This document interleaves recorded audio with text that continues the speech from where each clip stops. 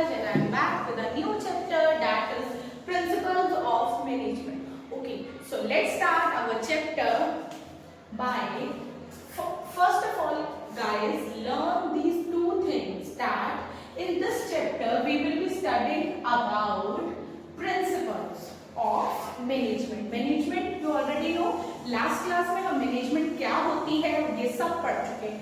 अब हम मैनेजमेंट की हम प्रिंसिपल्स पढ़ेंगे. ओके, सो अब प्रिंसिपल्स ऑफ मैनेजमेंट, हमारे मैनेजमेंट के प्रिंसिपल्स हमें दो इंजीनियर्स ने दिए हैं. First one is Henry Fayol and the second engineer is F.W.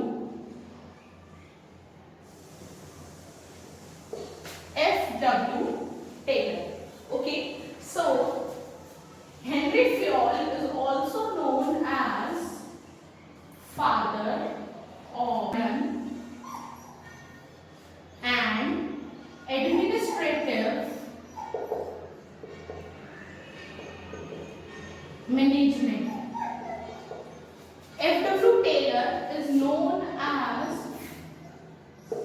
father of scientific management.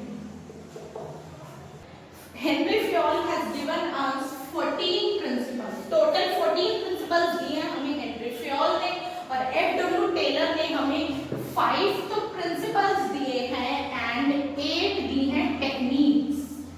Okay, so 14 principles of Henry Fayol and F.W. Taylor has given us 5 principles plus 8 techniques. Let's start with the principles of management of our first engineer, and that is Henry Fayol.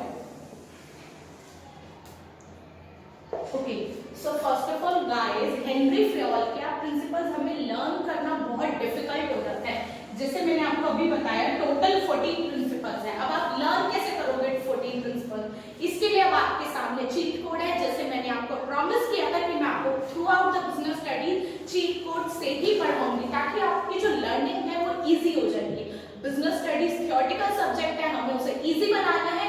So focus here. मैं यहाँ पे cheat code आपके सामने लाने जा रही हूँ 14 principles का, and the code is dad U2 SRCC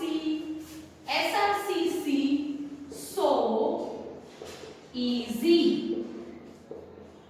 Dad U2 SRCC so easy. हम अपने डैड को बोल रहे हैं. डैड आपको भी लगता है SRCC क्या है? कॉलेज है, Shri Ram college of commerce. सबको पता है कॉमर्स वाले बच्चों का सबका टारगेट है यहाँ पहुंचना. So easy. डैड को लगता है SRCC में एडमिशन लेना बहुत इजी है. मैंने इजी की स्पेलिंग में मिस्टेक करी है क्योंकि मुझे अपने कोड से मैच करनी थी. So look here. D first is division of labour, authority and responsibility, discipline. U2 को मैं स्प्लिट कर रही हूँ 2 U में. U2 है ना, 2 U में मैंने स्प्लिट करा है. First is unity of command, unity of direction. S scalar chain. R remuneration of personnel. C centralisation and decentralisation. इस C को मेरे पास एक्स्ट्रा है, मैं काट रही हूँ. Okay, next S stability of tenure of personal. O order. E equity. A को मैं यहाँ पे फिर से काट रही हूँ. S subordination of individual to general interest. I initiative. E esprit de corps. Okay, हो गए सारे 14 के 14 प्रिंसिपल्स. या dad U2 SRCC so easy. मैंने इधर से C काटा है, इधर से A काटा है. आपको 14 प्रिंसिपल्स इजीली लर्न हो जाएंगे. अब ये हमारे एनसीईआरटी के हिसाब से हमारे प्रिंसिपल्स हैं. प्रिंसिपल्स का नेम्स आपको अपनी उसमें बुक्स में मिल भी जाएगा. Now let's start with our first principle. अब हमारा फर्स्ट प्रिंसिपल है डिवीजन ऑफ वर्क. हमारा हेनरी फ्योल ने जो कोड दिया था 14 प्रिंसिपल्स का कोड था dad U2 SRCC so easy. उसमें से जो D है, फर्स्ट D से अब हम ये स्टार्ट कर रहे हैं. D means division of work. अब फ्योल कहता है, Fayol advocates that work arrow देखो नीचे, divided, work is divided into small task और जॉब्स।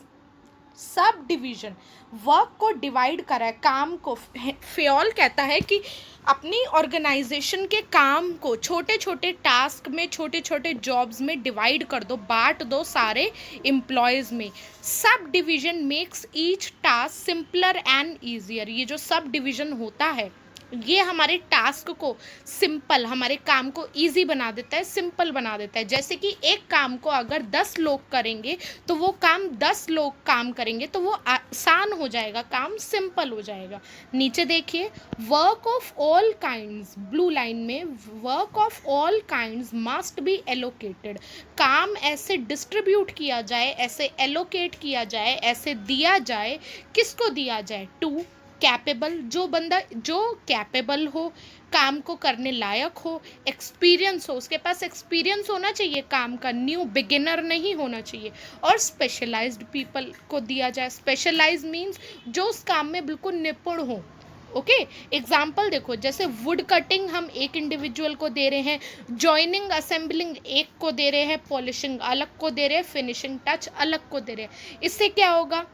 अब हमारे इसके बेनिफिट्स देखिए, रेड उसमें, डिवीजन ऑफ वर्क फैसिलिटेट्स। इसके क्या फ़ायदे हैं, क्या बेनिफिट्स है? स्पेशलाइजेशन, क्योंकि काम हमने अलग अलग लोगों को दिया है, स्पेशलाइज्ड लोगों को बांट दिया है, तो काम उसी को दिया जाएगा जो वो काम करने में परफेक्ट है। जैसे कि घर में खाना मम्मा बनाती है, क्यों? क्योंकि मम्मा खाना बनाने में स्पेशलाइज्ड है, इसीलिए डिवीजन ऑफ वर्क से स्पेशलाइजेशन आती है। First point.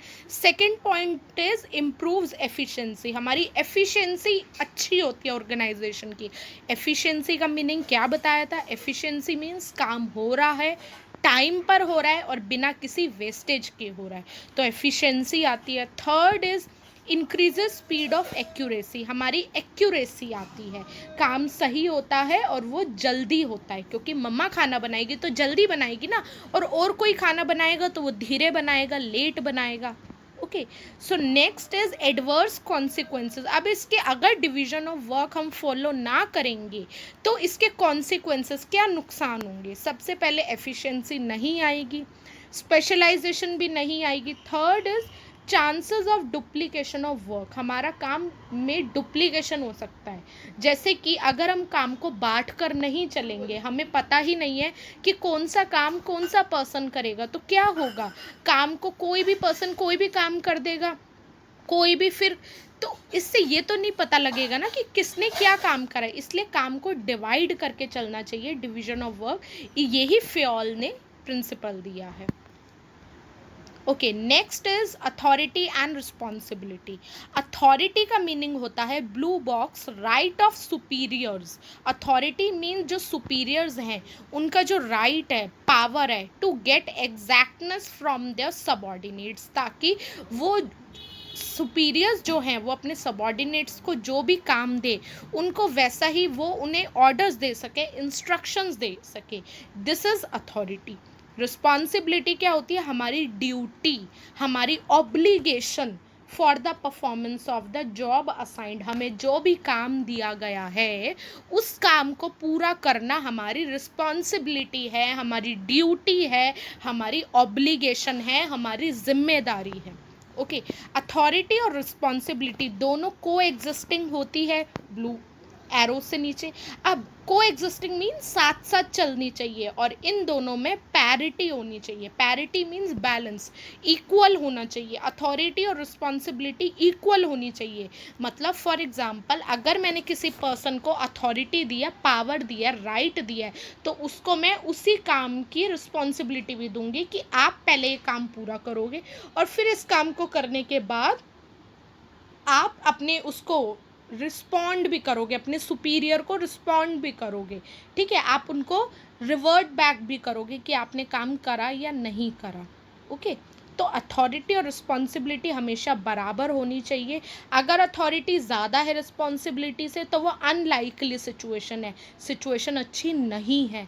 और अगर अथॉरिटी कम है रिस्पॉन्सिबिलिटी से तब भी वो अनलाइकली है, सिचुएशन अच्छी नहीं है। नेक्स्ट इज मिडल में देखिए, authority without responsibility.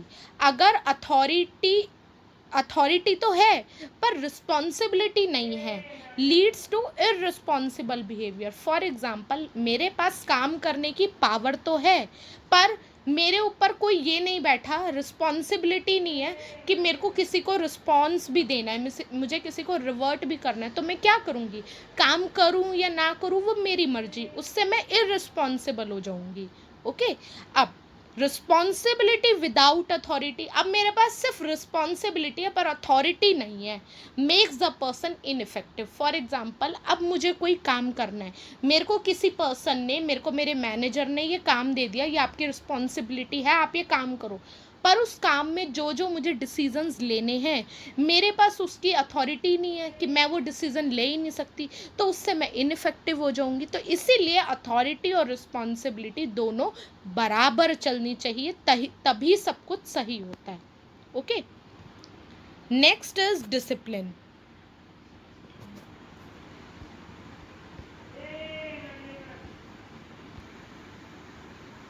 Discipline implies, discipline क्या कहता है, अभी हमारा डी थर्ड वाला हमारा प्रिंसिपल है।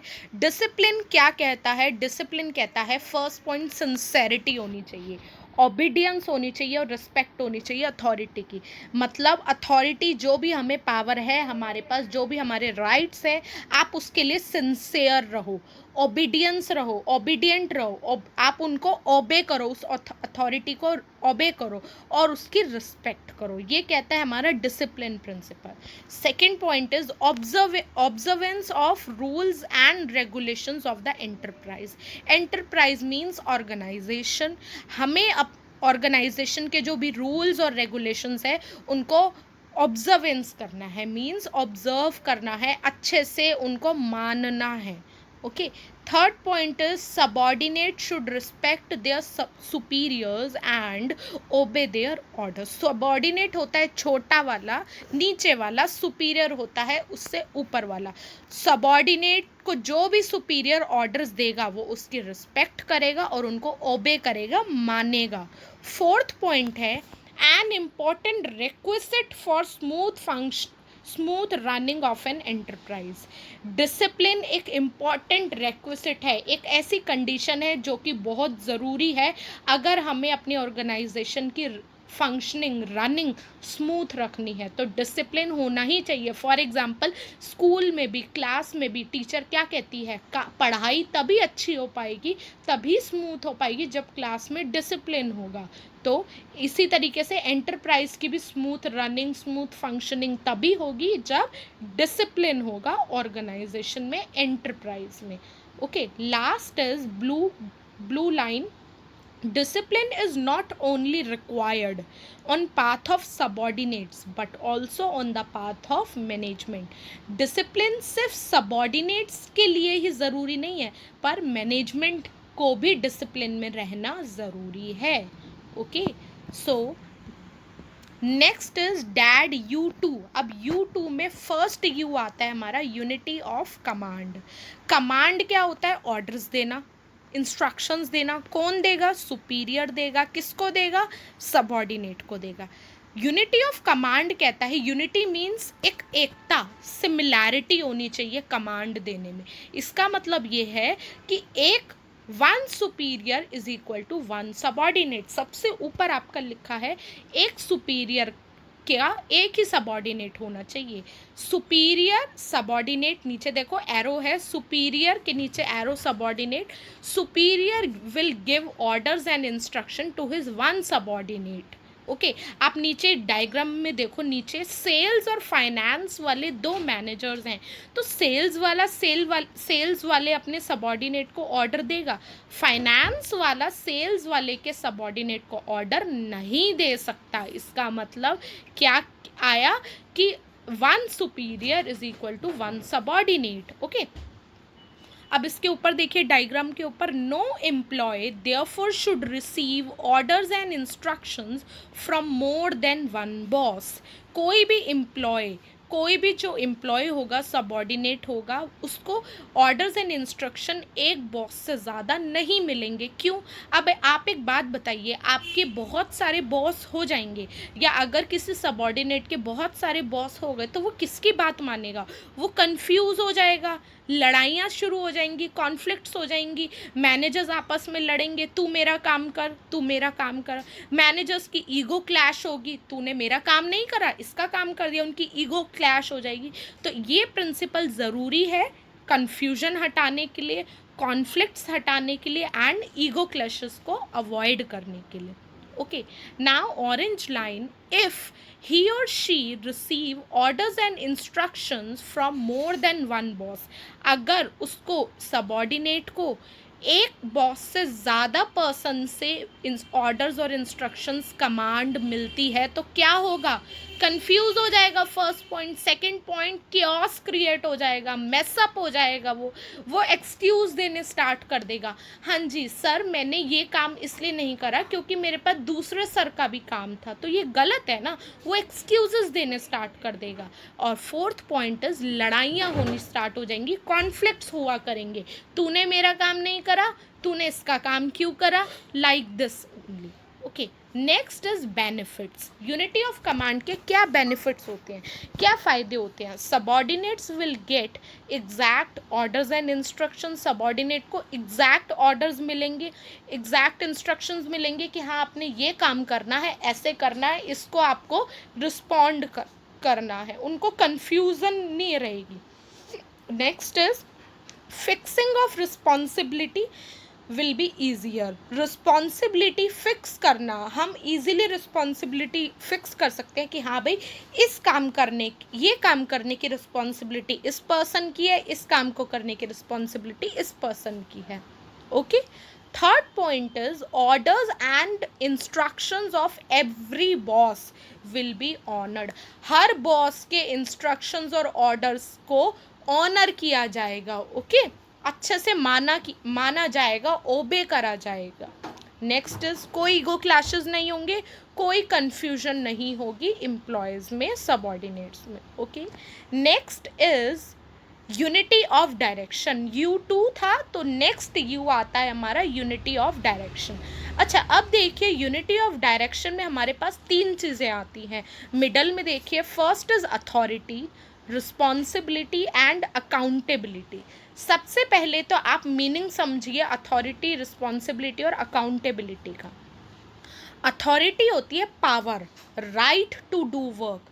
किसी भी काम को करने के लिए आपके पास पावर है, राइट्स है, वो गई आपकी अथॉरिटी। रिस्पॉन्सिबिलिटी होती है अब आपको काम मिल गया तो वो आपकी रिस्पॉन्सिबिलिटी है कि अब आप उस काम को पूरा करोगे। Okay, this is your responsibility. Accountability होती है काम को पूरा करने के बाद अपने सुपीरियर को उस काम के बारे में इंफॉर्मेशन देना, रिवर्ट बैक करना, ओके, रिप्लाई देना कि हाँ जी मैंने काम कंप्लीट करा या नहीं करा, या कितना पेंडिंग है। Accountability is responding back to the superior for the work done. Okay, authority power, responsibility हमारी obligation, duty, and accountability means responding back. Okay, अब देखिए सुपीरियर देगा अथॉरिटी सबॉर्डिनेट को पावर, सुपीरियर ही तो सबॉर्डिनेट को देगा। रिस्पॉन्सिबिलिटी भी सुपीरियर सबॉर्डिनेट को देगा, दोनों डाउनवर्ड्स पोजीशन में फ्लो करते हैं। बट अकाउंटेबिलिटी कौन करता है, कौन किसके लिए होती है, कौन करता है किसके लिए? सबॉर्डिनेट अकाउंटेबल होता है सुपीरियर के लिए, क्योंकि वही तो सुपीरियर को रिस्पॉन्ड करेगा। ओके, सो अकाउंटेबिलिटी फ्लो करती है अपवर्ड डायरेक्शन में, from subordinate to superior. Next is last point is efforts, unity of direction.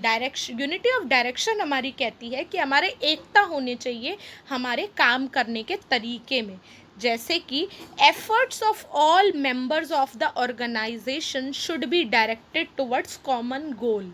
जो सारे मेंबर्स के जो एफर्ट्स है, जितने भी काम हैं, वो सारे एक कॉमन गोल को अचीव करने के लिए के अकॉर्डिंग ही होने चाहिए। डायरेक्शन होनी चाहिए काम करने में, और वो डायरेक्शन कौन सी होगी? जो हमारा ऑर्गेनाइजेशनल गोल है वही हमारी डायरेक्शन बन जाती है। Next is one head one plan for a group of activities having similar objectives. एक हेड होगा, एक प्लान होगा। हेड मीन सुपीरियर, प्लान जो भी हमारा प्लान चल रहा है for a group of activities having similar objective, जिनका भी ऑब्जेक्टिव सिमिलर है, सेम ऑब्जेक्टिव है, उन सब का हेड एक ही होगा और एक ही प्लान चलेगा। ये नहीं इस 4-5 लोगों के ग्रुप का अलग प्लान चल रहा है, उनका अलग चल रहा है, उनका अलग चल रहा है, नहीं, प्लान वही होगा जो हमारे ऑर्गेनाइजेशनल गोल को अचीव कराए। काम को करने में डायरेक्शन होनी चाहिए और उस डायरेक्शन में यूनिटी होनी चाहिए। This Fayol suggest. Okay. Next principle is dad U2 SRCC था। SRCC हमने पढ़ा था। SRCC क्या है? SRCC कॉलेज है, Shri Ram college of commerce. उसका S पॉइंट है स्केलर चेन। स्केलर चेन क्या होता है? स्केलर चेन डिवाइड हो रहा है 2 पार्ट्स में। देखिए, Fayol insists that this chain must be followed strictly in an organization. Fayol ने ये बोला, हेनरी फेयोल ने, कि इस चेन को, स्केलर चेन को हमें स्ट्रिक्टली फॉलो करना है अपनी ऑर्गेनाइजेशन में। Chain of superiors from highest to lowest rank. अब स्केलर चेन क्या है? ये एक ऐसी चेन है जिसमें सारे सुपीरियर्स और उनके सबऑर्डिनेट सब बैठे हुए हैं। जैसे सुपीरियर्स हाईएस्ट से लोएस्ट रैंक तक सुपीरियर्स को हमने अरेंज करा है। अब ज़रा देखिए, सबसे ऊपर टॉप पे ए है, ए के नीचे बी है, बी के नीचे सी है, और ए के दूसरी साइड पे दूसरे डिपार्टमेंट में ई है, ई के नीचे डी है। अब देखिए, ए सुपीरियर है बी का और ई का, बी सुपीरियर है सी के, ई सुपीरियर है डी का। अब सी बी को देखिए, बी सी का तो सुपीरियर है पर ए का सबऑर्डिनेट है, बीच में लाई कर रहा है ना, एक से नीचे है तो ए का सबऑर्डिनेट हुआ, और सी से ऊपर है तो सी का सुपीरियर हुआ। वही साइड में लिखा है बी सुपीरियर ऑफ सी और दोबारा बी सबऑर्डिनेट ऑफ ए। मतलब कोई भी एक पर्सन होता है वो अपने नीचे वाले का सुपीरियर होता है और अपने से जो ऊपर होता है उसका सबऑर्डिनेट होता है। Next, info means information. Info must be passed in a sequence or through a chain. Fayol ने ये कहा था स्केलर चेन में कि अगर कोई भी इंफॉर्मेशन पास करनी है, जैसे कि आप बताइए, आपको अगर अपने प्रिंसिपल से कोई भी बात करनी है, कोई भी काम है, तो आप क्या करेंगे? आप डायरेक्ट अपने प्रिंसिपल के पास तो नहीं जाते ना, आप क्या करते? आप अपनी टीचर को बोलते हैं। आपकी टीचर आपकी क्लास टीचर को बोलती है, आपकी क्लास टीचर आपके वाइस प्रिंसिपल को बोलती है, या अपनी HOD को बोलती है। वाइस प्रिंसिपल देन प्रिंसिपल तक कन्वे करते हैं। ऐसे ही इसमें चलता है स्केलर चेन में। According to scalar chain, red line I am reading, according to scalar chain, if C wants to connect with D। अब देखिए C और D, C left hand side है, D राइट हैंड साइड है। अगर C को D से connect करना है तो कैसे जाएगा? जैसे हम जाते हैं प्रिंसिपल तक, C B के पास जाएगा, B A के पास जाएगा, A E को बोलेगा, E D को बोलेगा। If this chain is broken, अगर ये चेन टूट जाती है कहीं, then there are chances of communication gap. अगर ये चेन टूट जाती है तो कम्युनिकेशन गैप आ जाता है हमारा। जैसे कि अगर हमारी टीचर ही ना हो तो हम कैसे कम्युनिकेट करेंगे हम अपनी वाइस प्रिंसिपल से? तो एक गैप आ जाएगा ना कम्युनिकेशन का। ओके, नेक्स्ट इज, अब ज़रा देखिए, सी को डी से कुछ बात करनी है या कोई इन्फॉर्मेशन पास करनी है तो ये कितना लॉन्ग प्रोसेस है, कितना लेंदी प्रोसेस है। तो इमरजेंसी के टाइम पर हम सी डी से डायरेक्ट बात कर सकते हैं। कैसे? गैंग प्लैंक के थ्रू। गैंग प्लैंक क्या होता है? Last point, according to gang plank, if C wants to communicate with D, then C can directly contact D. C directly, gang plank एक काइंड ऑफ एक ब्रिज है जो डायरेक्ट सी को डी को कनेक्ट कर रहा है, बी को ई को कनेक्ट कर रहा है। सेम लेवल वाले अलग अलग डिपार्टमेंट के लोगों को कनेक्ट जो करता है वो हमारा गैंग प्लैंक होता है। This is for reducing and saving the time, क्योंकि इतनी अगर सी को डी से बात करना होगा, इतना लंबा प्रोसेस करेगा, इससे अच्छा डायरेक्ट गैंग प्लैंक यूज करो। ये हमारा स्केलर चेन है जो फेयोल ने सजेस्ट करा। Okay, next principle is R. R means SRCC था ना, R means remuneration of personnel. First of all remuneration का मीनिंग समझो। रेम्यूनरेशन होती है सैलरी। किसकी सैलरी? पर्सोनल होते हैं हमारे employees. Remuneration of principle, remuneration of personnel हमारा कहता है कि जो सैलरी है हमारी एम्प्लॉयज़ की वो फेयर होनी चाहिए, सही होनी चाहिए, बिल्कुल एडिक्वेट होनी चाहिए और पेड ऑन टाइम, टाइम पे पेमेंट होनी चाहिए। ऐसा नहीं है इस महीने की सैलरी 3 महीने बाद पे हो रहा है, नहीं। बेसिकली एम्प्लॉयज़ को हमें अच्छी सैलरी देनी है, सही सैलरी देनी है, उनको हमें एक्सप्लॉइट नहीं करना है। अब इसके क्या क्या बेनिफिट्स होंगे, अब एक बात बताइए, अगर हम अपने एम्प्लॉयज़ को खुश रखेंगे, सैलरी टाइम पे देंगे, सही देंगे, तो उससे क्या होगा? एम्प्लॉयज़ सेटिस्फाइड हो जाएंगे। Satisfied employees will give their maximum. Employees अपना मैक्सिमम कंट्रीब्यूट करेंगे ऑर्गेनाइजेशन में। सेकंड पॉइंट, ग्रोथ और डेवलपमेंट होगी ऑर्गेनाइजेशन की। क्यों? क्योंकि अगर एम्प्लॉयज़ अपना मैक्सिमम देंगे तो हमारी ऑर्गेनाइजेशन की तो ग्रोथ होएगी होएगी। Next is no switching of jobs by employees. Employees अपनी जॉब चेंज नहीं करेंगे। बेसिकली एम्प्लॉयज़ जॉब क्यों चेंज करते हैं, क्यों स्विच करते हैं? क्योंकि उनको अच्छी सैलरी चाहिए होती है या कोई इश्यूज होते हैं। तो अगर हम उनको खुश रखेंगे सैलरी के अकॉर्डिंग में तो वो अपनी जॉब को स्विच करेंगे ही नहीं और लंबे टाइम हमारे पास बने रहेंगे। और अगर वो लंबे टाइम तक हमारे ऑर्गेनाइजेशन में काम करते रहेंगे तो हमारे पास तो एक्सपीरियंस्ड एम्प्लॉयज़ आ रहे हैं ना, ट्रस्ट बढ़ रहा है, ट्रस्ट वर्दी एम्प्लॉयज़ आ रहे हैं।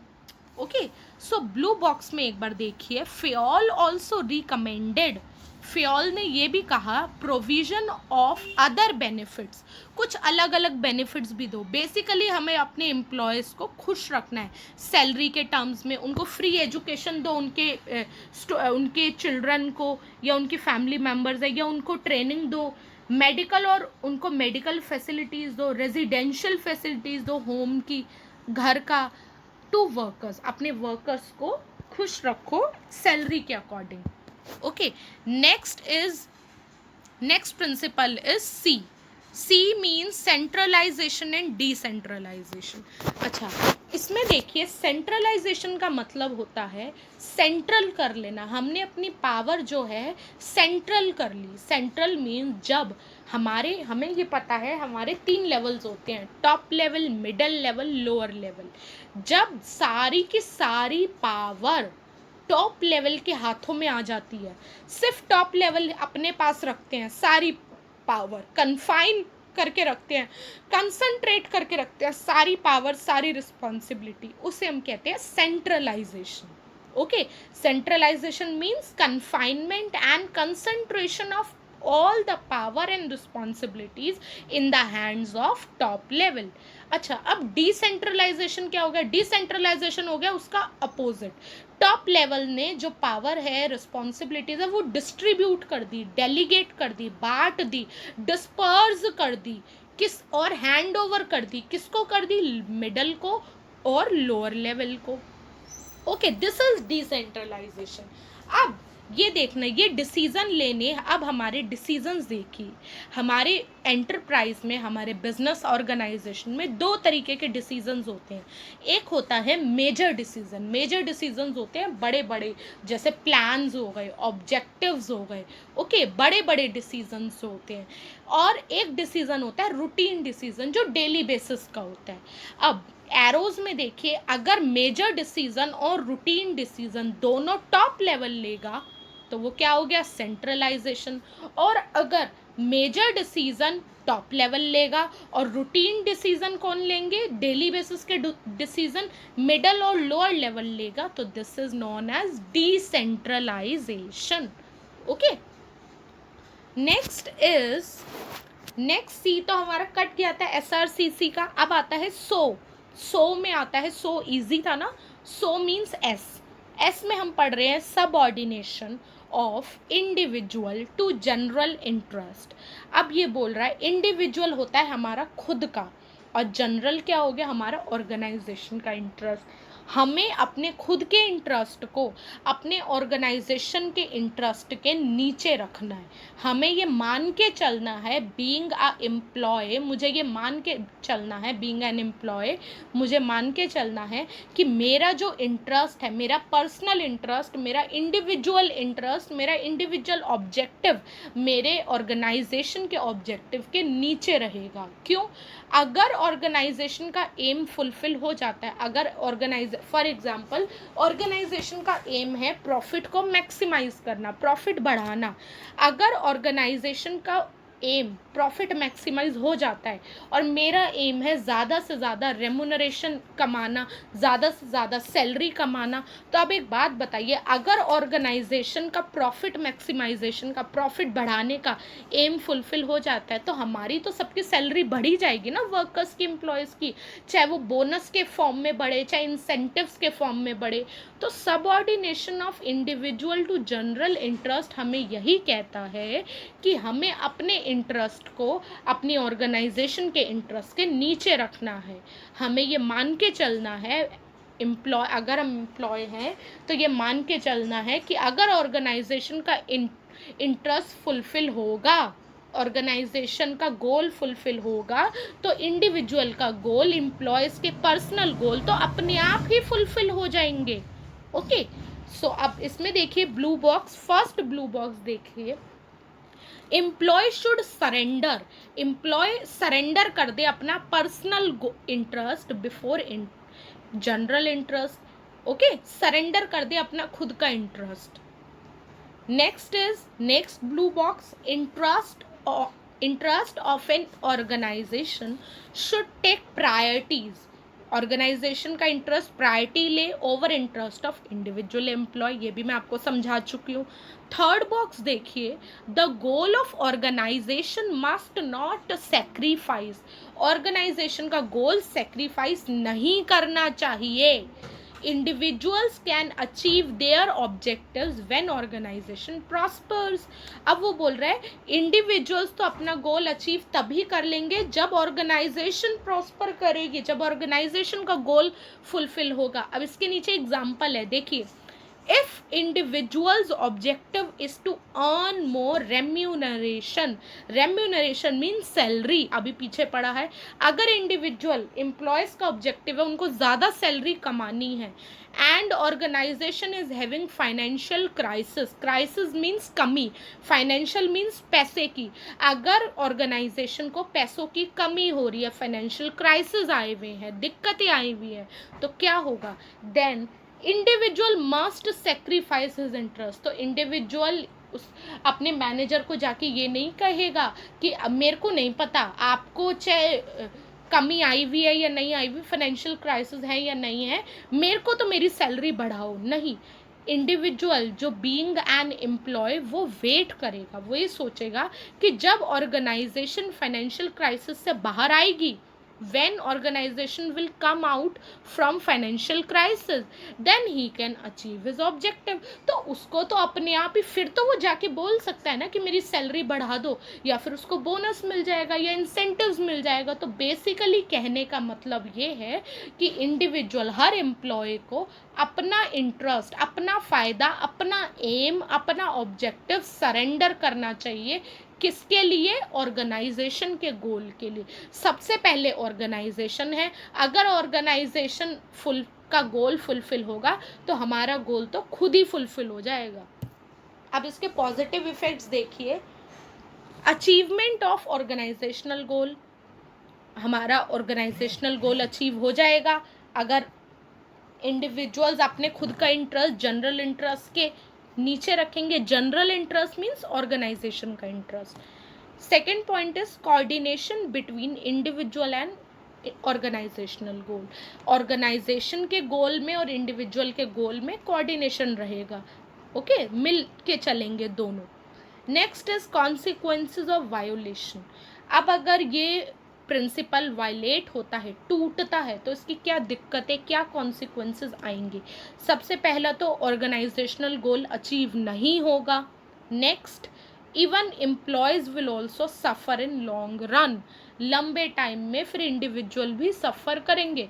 क्यों? क्योंकि अगर वो अपने आप को सोचेंगे और ऑर्गेनाइजेशन बेशक डूब जाए तो क्या होगा, अगर ऑर्गेनाइजेशन एक दिन डूब गई तो उनको भी तो लॉन्ग रन में नुकसान ही है ना, उनको भी तो नुकसान ही होगा। उन्हें तो ये सोचना चाहिए इंडिविजुअल्स को कि हमारी ऑर्गेनाइजेशन प्रॉस्पर करे, हमारी ऑर्गेनाइजेशन ग्रो करे तो हम भी ग्रो करेंगे। अगर हम किसी उनका बुरा सोचेंगे ऑर्गेनाइजेशन का तो अल्टीमेट हमारा भी तो बुरा ही हो जाएगा ना लास्ट में। ओके, सो नेक्स्ट इज ओ। सो था ना, तो ओ मीन्स ऑर्डर। ऑर्डर में अब हमें ये बताता है, हमारा ऑर्डर दो तरीकों का होता है। दो तरीके के ऑर्डर्स होते हैं हमारे ऑर्गेनाइजेशन में। एक होता है मटेरियल ऑर्डर। मटेरियल ऑर्डर क्या होता है, सामान का, जो भी थिंग्स होते हैं उनका अच्छे से arrangement, systematic arrangement. For example, जिस सामान को जहाँ होना चाहिए वो सामान वही होना चाहिए ऑर्गेनाइजेशन में। जैसे कि मशीन्स इस जगह पे हो, इक्विपमेंट्स इस जगह पे हो, टूल्स इस जगह पे हो, स्टेशनरी अपनी जगह पे हो। ओके, एक ऑर्डर होना चाहिए सामान को रखने का। Next is social order. Social order होता है सिस्टमेटिक अरेंजमेंट ऑफ पीपल, मतलब लोगों का भी अरेंजमेंट सही होना चाहिए।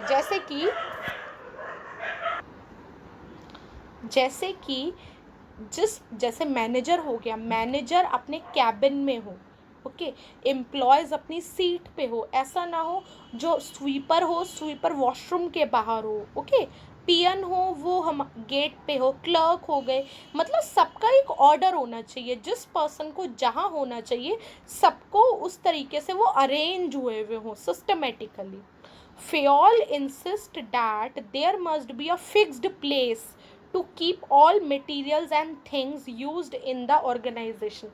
Fayol ये कहता है कि हर जगह, हर चीज़ की एक जगह होती है ऑर्गेनाइजेशन में, और वो चीज़ अपनी जगह पर ही होनी चाहिए, चाहे वो हमारी थिंग्स हैं चाहे वो हमारे पीपल हैं। एंड फिक्स्ड प्लेस और सीट और cabin for every employee in the organisation. ऐसा ना हो अगर किसी एम्प्लॉय को ढूंढना है तो हम उसे ढूंढते ही रह जाएं। उसकी एक फिक्स्ड सीट होनी चाहिए कि हाँ इसकी रोज की सीट ये है, ये अपनी सीट पे मिलेगा। पियन को ढूंढना है तो हमें पता होना चाहिए पियन कहाँ पे मिलेगा, स्वीपर कहाँ पे होगा, मैनेजर कहाँ होंगे, एचओडी कहाँ होंगे, सबकी फिक्स्ड प्लेस होनी चाहिए। फोकस क्या होता है इस प्रिंसिपल का, this principle stresses upon the proper utilisation of, ये प्रिंसिपल स्ट्रेस डालता है किस पे, प्रॉपर यूटिलाइजेशन हो of physical and human resources. मतलब जो भी फिजिकल रिसोर्सेज हैं, चीज़ें हैं, थिंग्स हैं, और जो भी ह्यूमन रिसोर्सेज हैं, जो पीपल हैं, पर्सन्स हैं, उनका प्रॉपर यूटिलाइजेशन होना चाहिए। हर चीज़ में एक ऑर्डर होना चाहिए। ओके, नेक्स्ट इज, अब था dad U two SRCC so easy. Easy में सबसे पहले आता है ई से हमारा प्रिंसिपल है एस्पिरिट डी कॉर्प्स। इसको हम पढ़ते हैं एस्पिरिट डी कॉर्प्स। अब देखिए एस्पिरिट डी कॉर्प्स में 4 चीज़ें आती है, team spirit, team contribution, team work and unity is strength. Spirit de corps ये कहता है कि हर टीम में एक स्पिरिट होना चाहिए, कंट्रीब्यूशन होना चाहिए, टीम मिलकर काम करे, टीम वर्क होना चाहिए। जैसे कि आपने मूवी देखी होगी चक दे इंडिया, चक दे इंडिया में सारी टीम मिलकर काम करती है। ओके, तो स्पिरिट डी कॉर्प्स ये कहता है कि टीम्स हमारी यूनिटी ही स्ट्रेंथ है, यूनिटी इज स्ट्रेंथ, एकता में ही हमारा सब कुछ है। ठीक है, एकता होनी चाहिए सबके बीच में। ऐसा ना हो कि जैसे कि अगर एक एम्प्लॉय बीमार हो गया, 11 मेंबर्स की एक टीम है, 11 मेंबर्स में एक पर्सन बीमार हो गया, तो ऐसा ना हो कि उस एक पर्सन का काम छोड़ दे, जब ये ठीक होके आएगा तब वो काम करेगा। नहीं, वो एक पर्सन का काम बाकी 10 लोगों में इक्वल बट जाना चाहिए। ओके, टीम वर्क होना चाहिए, टीम कंट्रीब्यूशन होना चाहिए, टीम स्पिरिट होना चाहिए, जज्बा होना चाहिए, यूनिटी होनी चाहिए काम करने में। ओके, अब देखिए blue box, all the employees must consider themselves as the member of the organisation. सारे मेंबर्स अपने आप को ऑर्गेनाइजेशन का पार्ट समझे, सारे एम्प्लॉयज अपने आप को ऑर्गेनाइजेशन का मेंबर समझे, क्योंकि जब तक हम खुद को अपना किसी भी चीज़ का मेंबर नहीं समझते, हम एक्टिवली पार्टिसिपेट ही नहीं करते। हम पार्टिसिपेट तभी करते, एक्टिवली तभी काम करते हैं जब हम ये मानते हैं कि हम उसमें मेंबर है, हमारा उधर ज़रूरत है। Next is the organisation should be considered as a team. Organisation individual की नहीं होनी चाहिए, टीम के तरीके से काम करनी चाहिए। And all the employees as its member, और सारे एम्प्लॉयज उस टीम के मेंबर होने चाहिए। Okay, next is unity of staff. जो स्टाफ की यूनिटी है, स्टाफ की एकता है, जो वो मिलजुल कर रहते हैं, is the foundation of success in any organisation. यही एकता, यही उनका मिलजुल के रहना ही ऑर्गेनाइजेशन को सक्सेसफुल बनाएगा। ऐसा नहीं होना चाहिए कि 11 लोगों की टीम में एक बीमार हो गया तो बस उसका काम छोड़ दो, वो तो उसका काम है, जब ठीक होके आएगा वो करेगा। नहीं, उस काम को बाकी लोग मिलके पूरा कर ले ताकि ऑर्गेनाइजेशन सफ़र ना करे। ओके, एक टीम बन के काम करनी चाहिए। Last is team contribution is always better than individual contribution. ये तो हमें पता ही है, जब एक टीम मिलकर काम करती है तो काम जल्दी होता है, अच्छा होता है, ओके, स्पीडी होता है, एक्यूरेट होता है। तो टीम कंट्रीब्यूशन हमेशा अच्छा होता है, इंडिविजुअल के काम करने से बेटर होता है। Okay, next is positive impacts. अब एस्पिरिट डी कॉर्प्स के क्या फ़ायदे हैं? First is group goal achieve हो जाता है। ग्रुप गोल मीन्स हमारा जो ऑर्गेनाइजेशन का गोल है वो अचीव होएगा, सब मिलजुल के काम कर रहे हैं। टीम स्पिरिट, टीम में जज्बा बढ़ता है, इन सबके मेंबर्स के दिल में एक जज्बा आता है कि हाँ हम सब एक हैं। High morale of employees, employees का मोराल बढ़ता है, मोटिवेट होते हैं वो employees. Cooperation and coordination in the organisation, organisation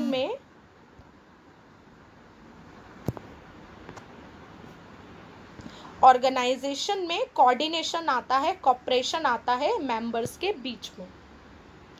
next is consequences of violation. अब अगर एस्पिरिट डी कॉर्प्स हम फॉलो नहीं करेंगे ऑर्गेनाइजेशन में तो इसके क्या नुकसान है?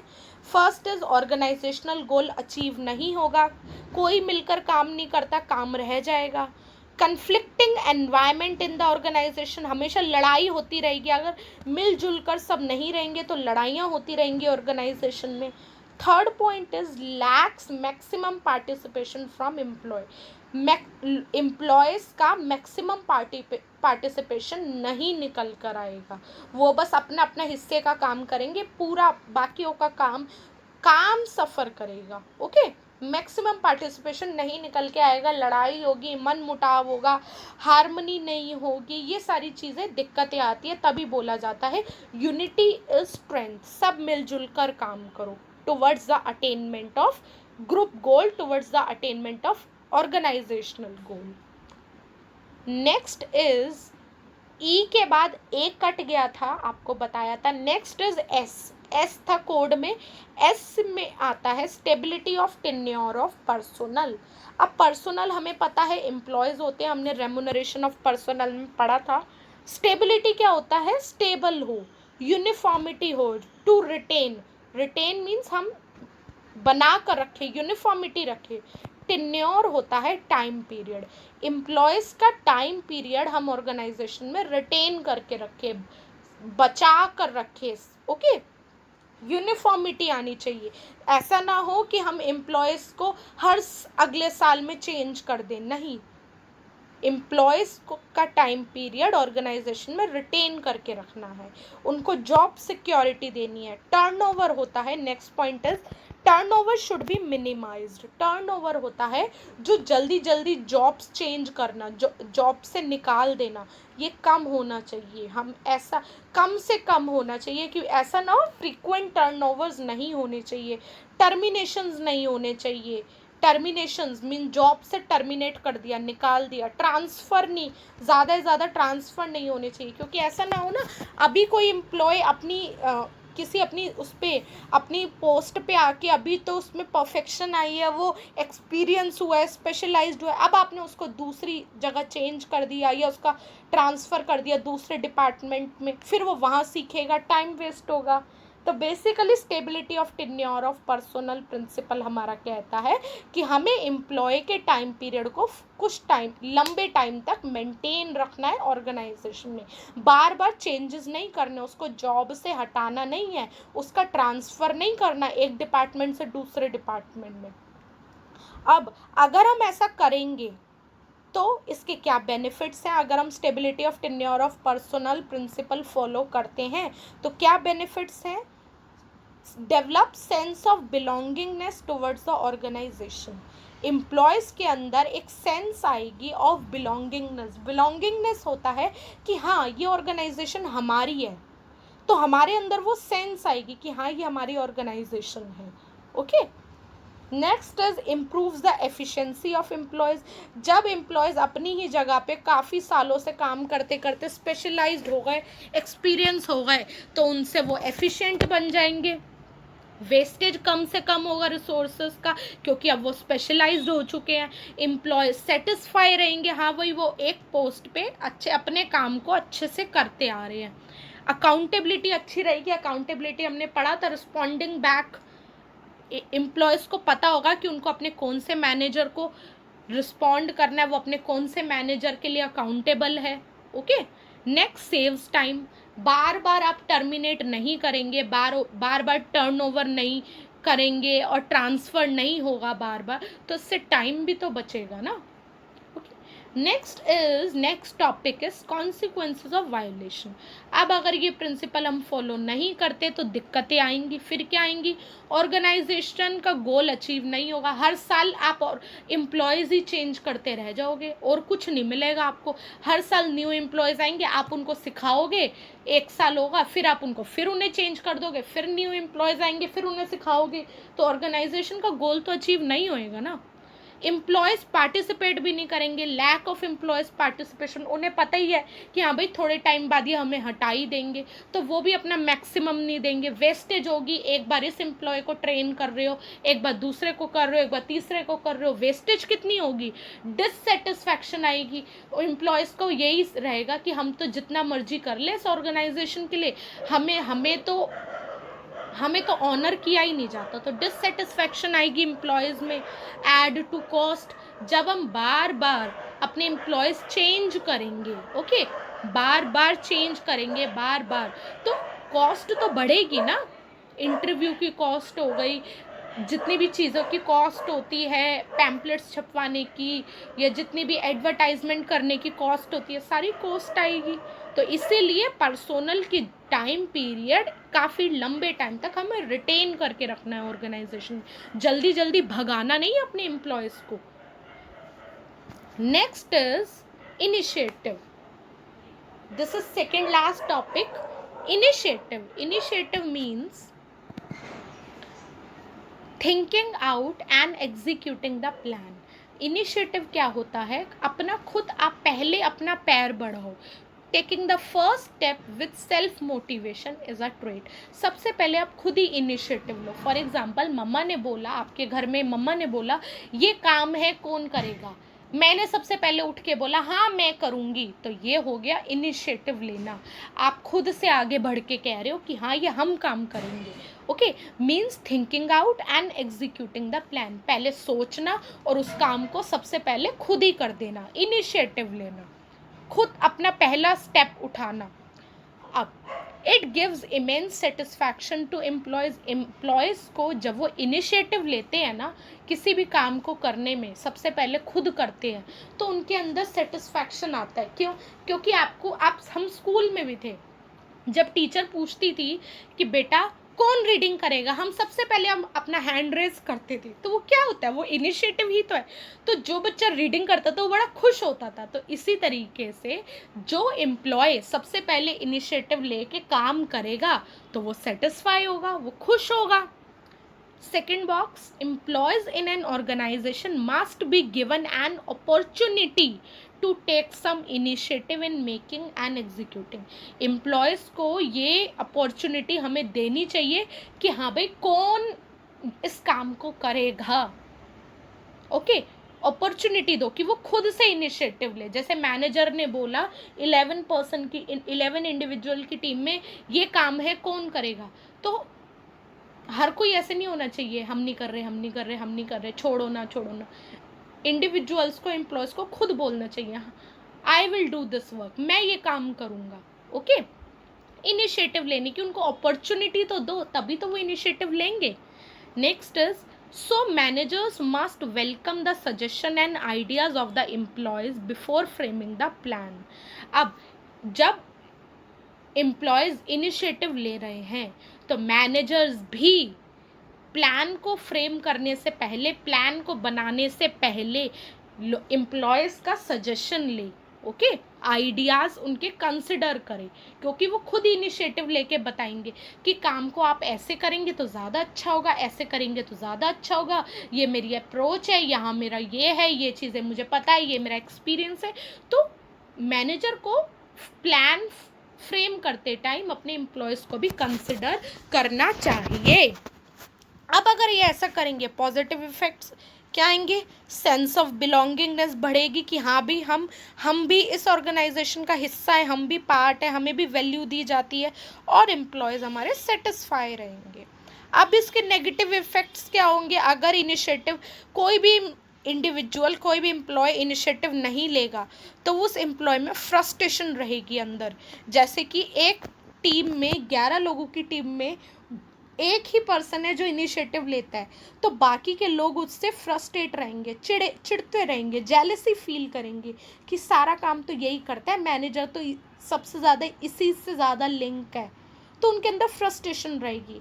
And second point is, employees will not work to the best of their ability. Employees भी अपना बेस्ट नहीं देंगे, क्योंकि ये हमारी ह्यूमन टेंडेंसी होती है कि जब कोई काम हम खुद से आगे करते हैं ना, आगे होके करते हैं, वो काम हम अच्छा करते हैं. और जब हम जेलस होते रहेंगे कि जैसे मैनेजर ने बोला ये काम करना है, एक एम्प्लॉय ने बोल दिया आप उससे करवा लो ना, आप तो सारा काम उसी से करवाते हो, तो वो अपना 100% नहीं देंगे. ओके, सो ये चीज़ें गलत होती हैं. तो इनिशिएटिव लाना चाहिए हर एम्प्लॉय में, उनको अपॉर्चुनिटीज़ देनी चाहिए. Last principle, last but not the least, is equity. Easy था ना, EASIE. E means equity. Equity होता है बराबर, बराबर रखना, इक्वालिटी दो, फेयर ट्रीटमेंट दे, काइंडनेस और जस्टिस आए बिहेवियर में. Okay, unbiased. अनबायस्ड मीन्स भेदभाव नहीं होना चाहिए. नो डिस्क्रिमिनेशन, कोई भेदभाव नहीं होना चाहिए. अनबायस्ड हो डिसीजंस लेने में. किसके लिए? To all the workers in an organisation. कहने का मतलब ये है कि जो भी हमारा सुपीरियर है वो सारे सबऑर्डिनेट्स के लिए इक्वल हो, फेयर ट्रीटमेंट दे सबको, सबके साथ काइंड हो, प्यार से बात करे, जस्टिस दे, सबके साथ न्याय करे, अनबायस्ड हो, कोई भी भेदभाव ना करे, डिस्क्रिमिनेशन ना करे, कास्ट के लिए, कास्ट के अकॉर्डिंग, एज, रिलीजन के अकॉर्डिंग डिस्क्रिमिनेशन नहीं होना चाहिए. सारे वर्कर्स को सेम ट्रीटमेंट मिलना चाहिए. अच्छा, अब इसमें देखिए ब्लू बॉक्स में application and disciplinary of rules. Equity का मतलब क्या होता है? Application and disciplinary of rules to all the members in an organisation.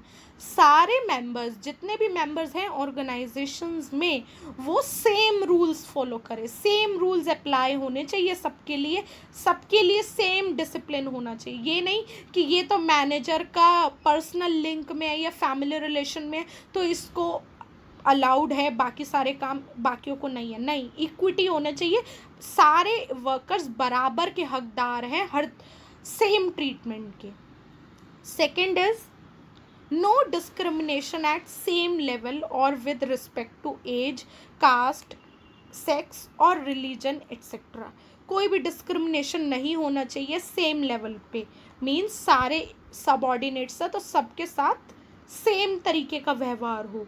कोई उनकी एज के अकॉर्डिंग या कास्ट हिंदू मुस्लिम या सेक्स मेल फीमेल या ट्रांसजेंडर या रिलीजन के हिंदू मुस्लिम या ऐसे इन तरीके से कोई भी डिस्क्रिमिनेशन भेदभाव नहीं होना चाहिए।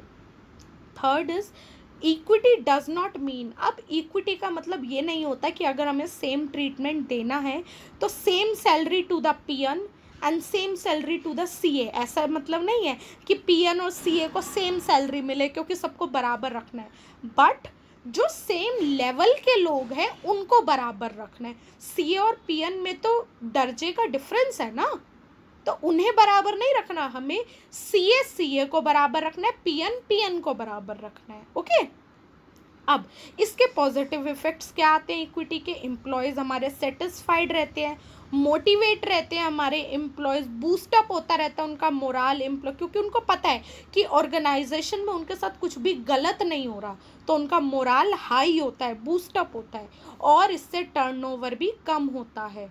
एम्प्लॉयज़ छोड़कर ऑर्गेनाइजेशन नहीं जाते, क्यों? क्योंकि वो उस ऑर्गेनाइजेशन से खुश रहते हैं, सेटिस्फाई रहते हैं, तो वो क्यों छोड़कर जाएंगे? Okay, next is adverse consequences देखते हैं। अब अगर इक्विटी फॉलो नहीं होगा तो क्या क्या इसके कॉन्सिक्वेंसेस, नुकसान क्या होंगे? सबसे पहले तो डिससेटिस्फैक्शन होगा एम्प्लॉयज़ में, हम कहेंगे हमारा मैनेजर तो इतना बेकार है, भेदभाव करता है, डिससेटिस्फाई रहेंगे एम्प्लॉयज़। टर्नओवर बढ़ेगा, एम्प्लॉयज़ छोड़ छोड़ के चले जाएंगे जॉब। थर्ड, अनहेल्दी रिलेशनशिप्स रहेंगे सुपीरियर और सबॉर्डिनेट के बीच में, मन मुटाव रहेगा। Okay, fourth point is employees will not contribute to their maximum, employees अपना मैक्सिमम कॉन्ट्रीब्यूट ही नहीं करेंगे क्योंकि वो परेशान रहेंगे, वो सेटिस्फाई नहीं होंगे अपने मैनेजर से, तो वो अपना काम भी अच्छे से क्यों करेंगे? वो नहीं करेंगे। ओके, वो अपना मैक्सिमम कंट्रीब्यूट नहीं करेंगे। सो यहाँ पर हमारे 14 प्रिंसिपल्स हेनरी फयोल के पूरे कंप्लीट हो गए हैं, जिसका कोड था हमारा dad U two SRCC so easy. Guys, अगर आपको मेरी वीडियो पसंद आती है, द वे ऑफ टीचिंग पसंद आता है, तो इस वीडियो को लाइक और शेयर करना ना भूलें, and please subscribe my channel and press the bell button for the latest updates. Thank you.